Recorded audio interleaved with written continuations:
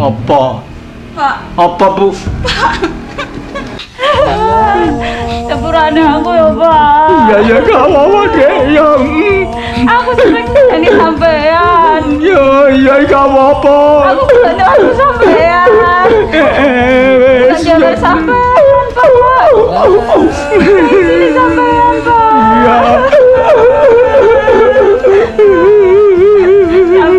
Pak. Apa? Sama nangis lapo, Pak? Aku ora nangis, ketolku kok cepet.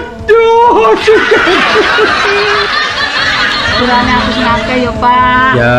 Petu yo sepurane. Heeh. Ya wis menungso gak luput kok kesalahan. Iya, Pak. Wis awakmu tak sepuro. Heeh. Bu, Apa, Pak?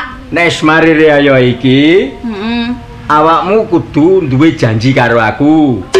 Ya apa iku? Aku aja kok seneni, Terus? aja kok jondoni, aja kok taboki, ya aja kok jiwiri, ya aja kok lokno.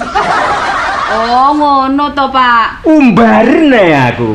Ngono. Ya. Ya, Pak, gak apa-apa, aku janji. Tapi ya wis balike, Pak, sampean yo kudu janji nang aku.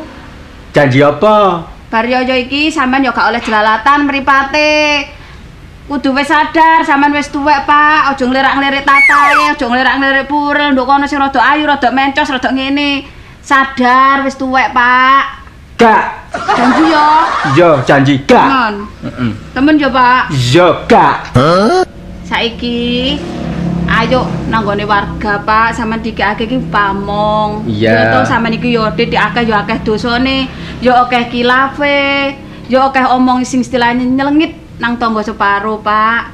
Ayo unjung-unjung nangon warga sampean. Pancen bener omonganmu, Dek. Ya aku sesuatu dadi bayan. Yo. Bener salah diucapno karo penduduk. Saiki awakmu ngomong ngono ku tak benerno. Ayo budal. Ayo, Pak. Ayo wis. Allahu Akbar.